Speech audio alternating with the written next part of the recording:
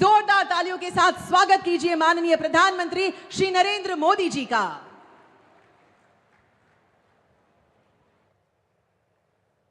भारत माता की।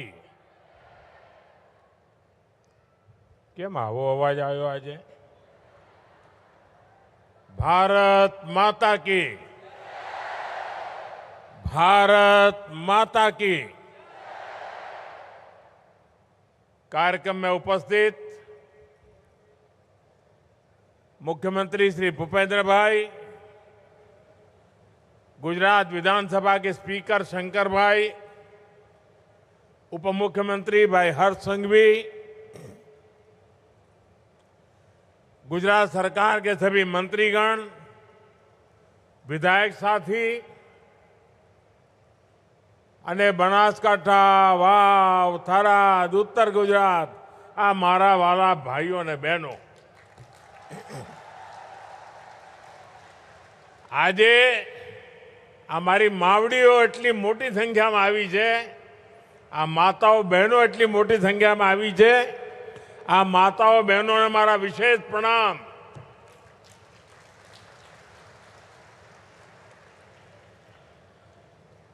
अभी कुछ ही दिन पहले पावन नवरात्रि का पर्व पूर्ण हुआ है। ये मां अंबा जी की कृपा ही है कि मुझे उनके चरणों में आज आने का सौभाग्य मिला है। उनकी कृपा से आज आप सबके, मेरे अपने परिवारजनों के, आप सबके दर्शन करने का मुझे आज लाभ मिला है। मैं मां अंबा जी के चरणों में प्रणाम करता हूं। हमारे वराह स्वरूप भगवान श्री धरणीधर जी અને આપણા મૂછાળો શામળો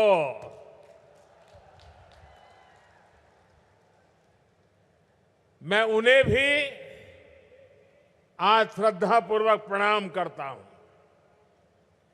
ये भी एक सुखद संयोग है कि आज भगवान महावीर जयंती भी हम मना रहे हैं।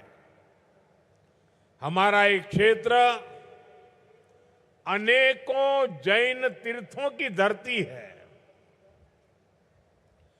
मैं भगवान महावीर को प्रणाम करता हूं और आप सभी को पवित्र महावीर जन कल्याणक दिन की, महावीर जयंती की बधाई भी देता हूं। साथियों, आज मेरा मन एक और बात से प्रसन्न है। जब मैं यहां आया तो पहली बार मेरा विमान सीधे डीसा एयरबेस पर लैंड हुआ।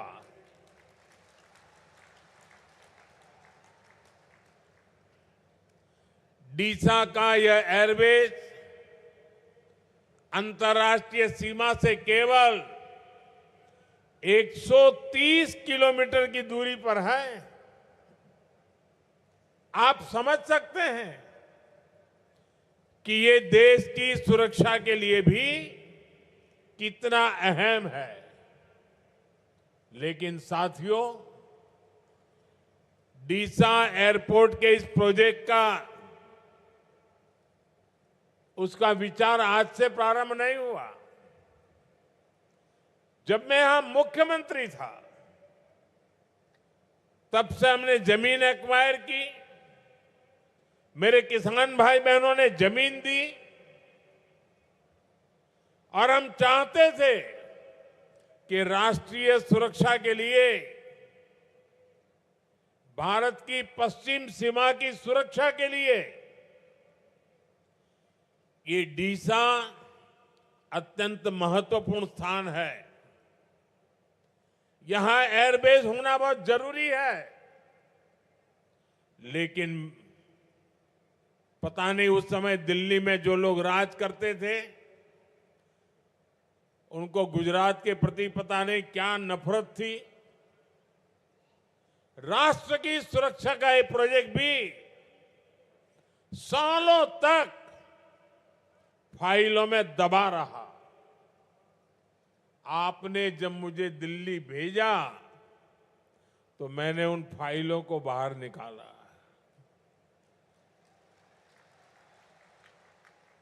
और आज उसका परिणाम है कि एयरफोर्स का एक बहुत बड़ा बेस अब हमारे डीसा से जुड़ गया है। और ये सिर्फ हवाई पट्टी नहीं होती है, उसके कारण बहुत एक्टिविटी यहां होने वाली है। बहुत बड़ी मात्रा में जवान यहां रहने वाले हैं। इस क्षेत्र के विकास में इसका बहुत बड़ा योगदान होने वाला है।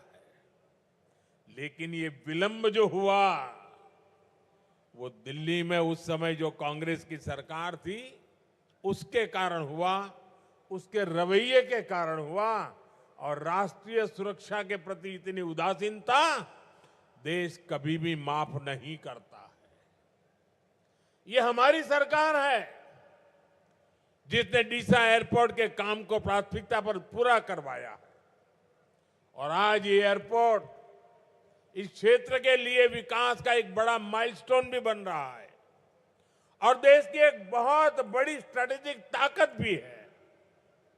मैं इस एयरपोर्ट के क्षेत्र को फिर से आप सबको बधाई देता हूं।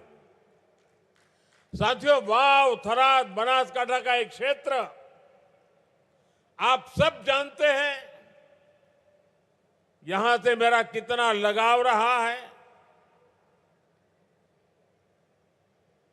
અહીંના કોઈ ગામડું એવું નહીં હોય કે જેની જોડે મારી યાદો ન હોય। આજે હું આવ્યો તો ઘણા બધા જૂના જૂના લોકોના ચહેરા જોવાનો મને અવસર મળ્યો અને રોડ શો પણ એટલો ભવ્ય કર્યો કે એના કારણે મને એક લાભ થયો। ખૂબ મોટી સંખ્યામાં જૂના લોકોને જાણે દૂરથી પણ મળવાનો મને મોકો મળી ગયો। અને જ્યારે હું સંગઠનનું કામ કરતો હતો ત્યારે તો હું ખૂબ અહીંયા ફર્યો છું, સ્કૂટર પર આંટા મારતો, આપ સૌને મળવાનો મોકો મળતો। અને આપણા ઉત્તર ગુજરાતમાં આવીએ એટલે માતાઓ બહેનો સરસ મજાના રોટલા ટીપીને ખવડાવે। બાજરીના રોટલા, ઘી, ગોળ, લસણની ચટણી, માખણ તાજું। आप सबनो ये स्नेह, आपने अपार प्रेम वो क्यारे भूली नहीं सको। અને જેટલો સ્નેહ આપ સૌએ મને આપ્યો છે, પરિવારના એક દીકરાની જેમ જેમ મોટો કર્યો છે મને, અને એટલે જ્યાં છું ત્યાંથી આપના સ્નેહને વિકાસ કરીને વ્યાજ સહિત ચૂકવવાની મહેનત કરું છું। અહીં સંગઠનના અનેક જૂના જૂના કાર્યકર્તાઓ છે જેમણે દિવસ રાત એમની સાથે મને કામ કરવાનો અવસર મળ્યો છે। અનેક વડીલો હવે રહ્યા નથી પણ એમની સાથે મને ઘણું બધું શીખવાનું મળ્યું છે। એવા બધા સાથીઓ આજે ભાજપાના કાર્યકર્તાઓની એક નવી પેઢી આખી મારી સામે છે। અને આવી સફળ પેઢી હોય ને તો આપણને જીવનમાં કંઈ કર્યાનો સંતોષ થતો હોય છે। मैं देख रहा हूं आज हमारे युवा कार्यकर्ता संगठन के कामों को उसी कुशलता के साथ आगे बढ़ा रहे हैं। ये कार्यक्रम, ये रैली, इसका संयोजन इतनी बड़ी संख्या में आप सबकी यहां उपस्थिति, ये इसका सबूत है। वो यहां બંને ખૂણામાં ગયો, મને એમ કે દૂર દૂર સુધી એકવાર હાથ તો હલાવો, પરંતુ મારી નજર જ્યાં પહોંચે એનાથી પણ દૂર દૂર લોકો બેઠેલા છે, બીજા મોટા ભાગના લોકો બહાર ઉભેલા છે. બનાસકાંઠा के अलावा पाटन, महसाणा समेत कई जिलों के लोग भी आज मुझे उनके दर्शन करने का मौका मिला.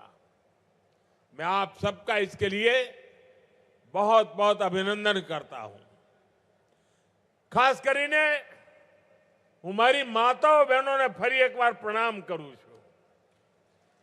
साथियों, आज से 25 साल पहले आपने मुझे बनासकांठा और इस क्षेत्र के विकास का दायित्व सौंपा था. मैं जब तक गुजरात में रहा, मैंने इस काम को मिशन मोड में किया. हो सके उतना गुजरात को आगे बढ़ाया. दशकों से आपको जो परेशानियां हो रही थी, जो इस क्षेत्र की उपेक्षा हो रही थी, उन सारी कठिनाइयों का अंत हुआ. विकास की अपेक्षाएं एक के बाद एक पूरी होती गई. मुझे गर्व है, यहां विकास का जो सिलसिला शुरू करने का सौभाग्य मुझे मिला था, जो अनवरत जारी है, और 2014 के बाद से तो इसमें डबल इंजन की सरकार की ताकत भी शामिल है. आज भी यहां केंद्र और राज्य की करीब 20,000 करोड़ रुपए की परियोजनाएं शुरू हो रही है. 20,000 करोड़ रुपया. इस प्रोजेक्ट से इस पूरे इलाके की तस्वीर बदलेगी. ऊर्जा, सड़क, रेलवे और हाउसिंग सेक्टर से जुड़े ये प्रोजेक्ट यहां के जीवन को एक नई गति देंगे.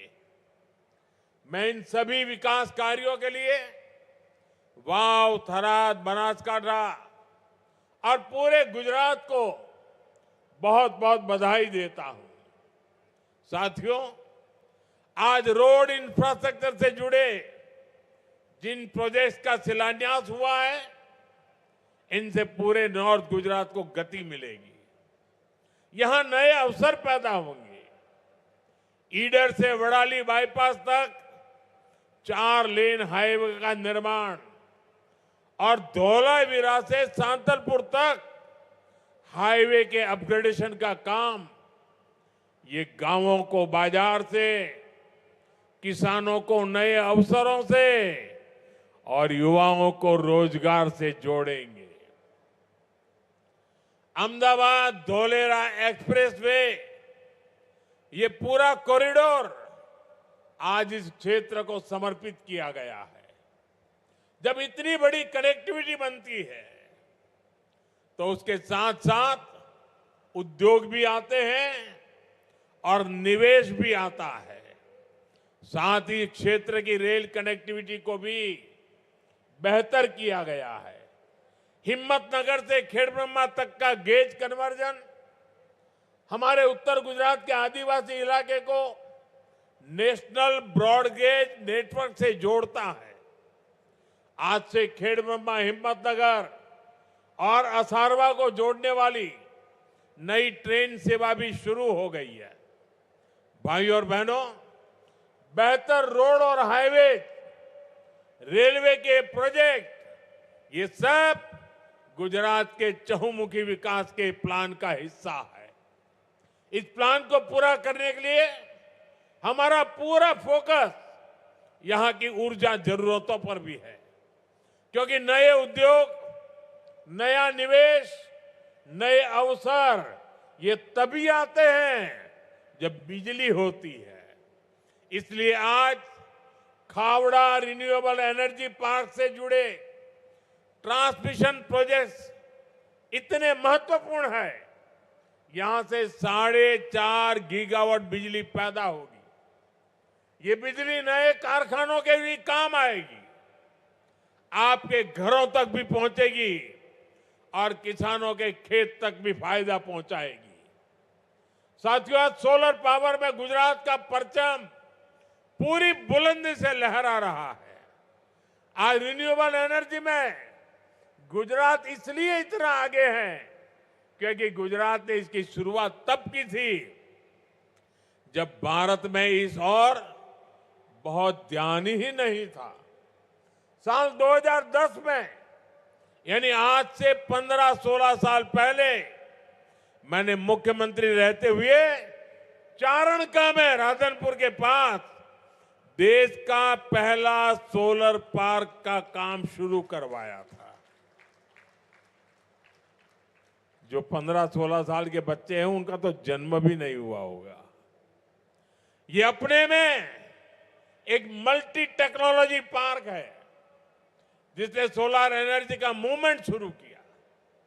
आज गुजरात में जिस प्रकार सोलर एनर्जी का काम होता है, सूर्य शक्ति से बिजली पैदा करने का काम हो रहा है, जैसे आज ही खावड़ा रिन्यूएबल एनर्जी पार्क से जुड़ी परियोजनाएं शुरू हुई है, वो दिन दूर नहीं जब गुजरात रिन्यूएबल एनर्जी में दुनिया का बहुत बड़ा केंद्र बनकर के उभरेगा।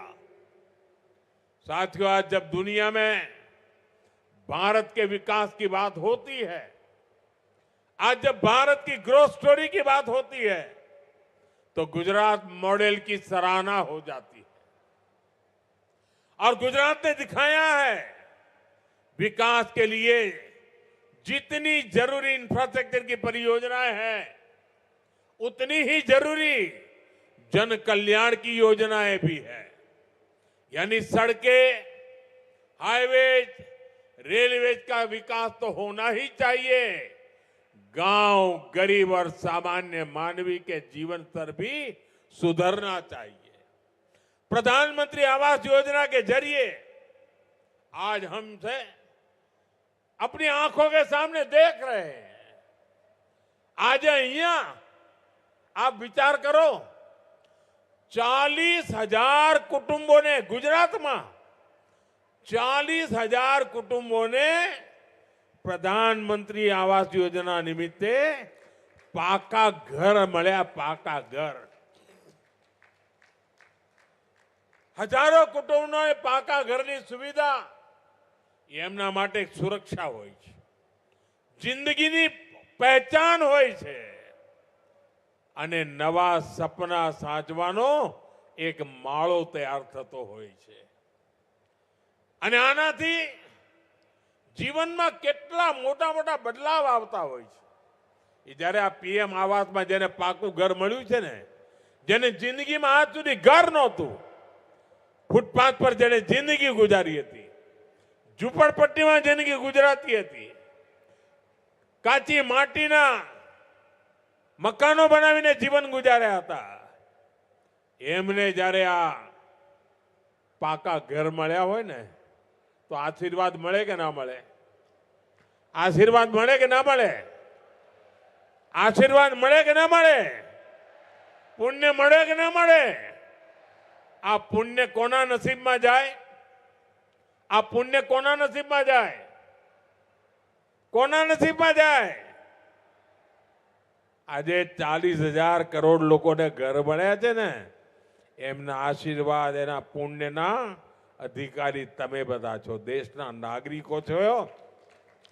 કારણ તમારા એક વોટની તાકાત જેણે મને આ સેવા કરવાનો અવસર આપ્યો અને અહીંયા 40,000 લોકોના પોતાના પાકા ઘર બની ગયા, આ પુણ્યના સાચા હકદાર તમે છો। હું તો નિમિત્ત છું। मैं पीएम आवास के सभी लाभार्थी भाई बहनों को आज इसके लिए बहुत बहुत बधाई देता हूं। साथियों, आज आपके बीच आया हूं तो यहां का दशकों पुराना हाल भी याद आ रहा है। वो दिन कोई नहीं भूल सकता जब उत्तर गुजरात का नाम आते ही लोगों के मन में एक अलग ही तस्वीर बनती थी। सूखा, दुष्काळ, अकाळ, पाणीनी अछत, 10 વર્ષમાં 7 વર્ષ દુકાળ પડે, પાણી ભરવા માટે 3-3 કિલોમીટર માટલા લઈને જવું પડે, સંઘર્ષે ભરાય જીવન, और कांग्रेस सरकारों द्वारा हमारी निरंतर उपेक्षा, हमसे कौन भूल सकता है वो दिन जब कई कई किलोमीटर दूर से पानी लाना पड़ता था। घर की महिलाएं, बहन बेटियों का बहुत सारा समय पानी की व्यवस्था करने में खर्च हो जाता था। पानी की किल्लत के कारण किसानों को भी मेहनत का सही मूल्य नहीं मिलता था। पशुपालक भी अपने पशुओं के पानी और चारे की चिंता में रहते थे। ये समस्या लंबे समय से चली आ रही थी। આપણે પહેલા ઢોરવાળા ચાલે, ઉનાળો આવે ને એટલે ઢોરવાળા ચાલે અને સરકાર ઘાસ પહોંચાડે, પીવાના પાણીના સાંચા હોય। બે દાયકા થઈ ગયા, બધું બંધ થઈ ગયું, ક્યાંય જોવા નથી મળતું, જરૂરત નથી। ये गुजरात के लोगों का जज्बा था कि हमने मिलकर अपनी मेहनत से नियति को बदलने का संकल्प लिया। हमने सुजलाम सुफलाम योजना के जरिए पानी की समस्या का समाधान किया। नर्मदा का पानी दूर दूर तक पहुंचने लगा, सिंचाई की नई व्यवस्था बनी। साथियों, आज यहां का किसान एक फसल पर निर्भर नहीं है, वो अपने हिसाब से खेती की योजना बना रहा है। बनासकांठा का नाम आज जिस तरह आलू उत्पादन में उभरा है, वो अपने आप में एक मिसाल है। इसी तरह भाइयों बहनों, आज हम विकास के जिन कामों को आगे बढ़ा रहे हैं, उनका लाभ पूरे उत्तर गुजरात को होगा। वाव, थराद, बनासकांठा, पाटन और महसाना, हर जिले के लिए नए अवसर पैदा होंगे, बेहतर जीवन के रास्ते खुलेंगे। साथियों, गुजरात की सबसे बड़ी ताकत है, इसने लगातार 25 वर्ष से विकास के महाअभियान को रुकने नहीं दिया है।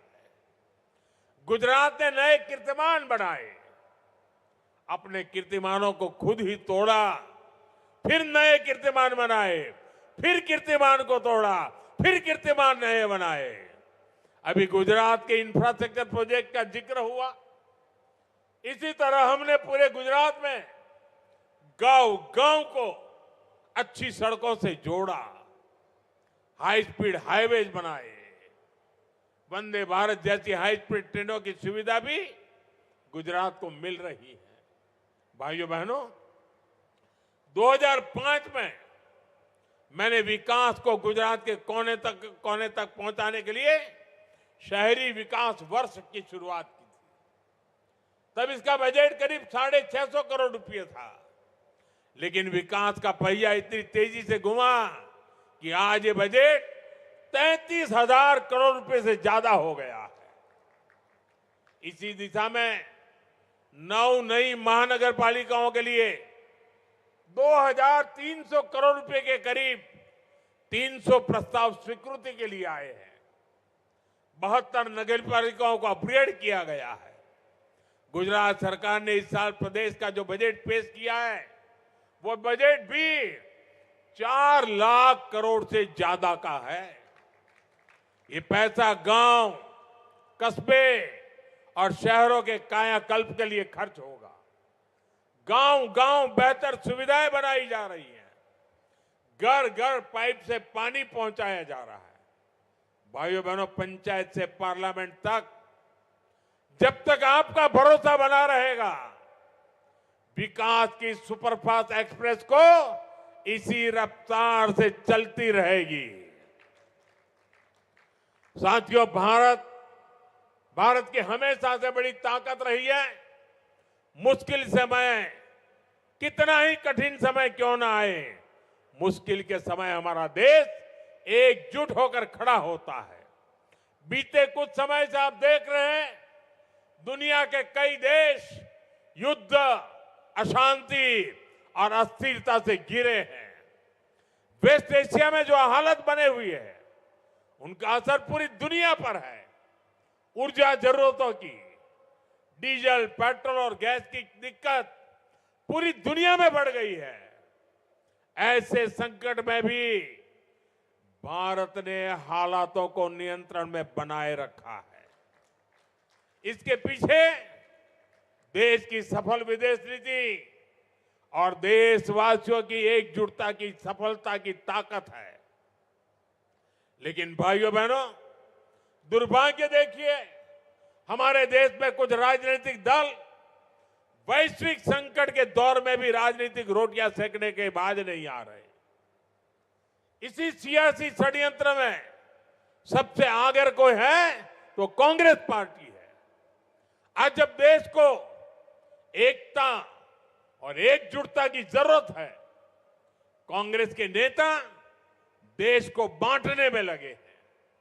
आज जब देश को भरोसे की जरूरत है, कांग्रेस भय और अफवाह फैलाने में लगी है। आज जब देश को संयम की जरूरत है, कांग्रेस लोगों को उकसाने में जुटी है।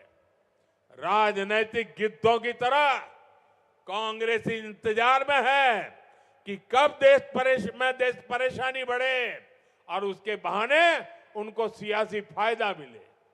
भाइयों बहनों, आज दुनिया के छोटे से लेकर बड़े सुपर पावर देशों तक में डीजल पेट्रोल के दाम कहीं 10%, कहीं 20%, कहीं 25% तक बढ़े हैं। लेकिन भारत इसका असर देश की जनता पर नहीं पड़ने दे रहा है। कांग्रेस को सहन नहीं हो रहा, इसलिए वो लगातार अफवाहें फैला रही है ताकि देश में डर का माहौल बने और लोग पेट्रोल पंपों और गैस एजेंसियों पर लाइन लगाकर खड़े हो, अव्यवस्था फैल जाए। उसे लेकर ये लोग दुष्प्रचार करें, ये इनकी मंशा है। साथियों, सत्ता से दूरी कांग्रेस पार्टी को बौखला कर देती है। अभी दिल्ली में हुई ग्लोबल एआई समिट में भी आपने देखा है, दुनिया भर के मेहमान यहां थे। दिल्ली की एआई समिट की पूरे विश्व में प्रशंसा हो रही थी, लेकिन कैसे विरोध के लिए कांग्रेस के लोगों ने अपने कपड़े तक फाड़ दिए।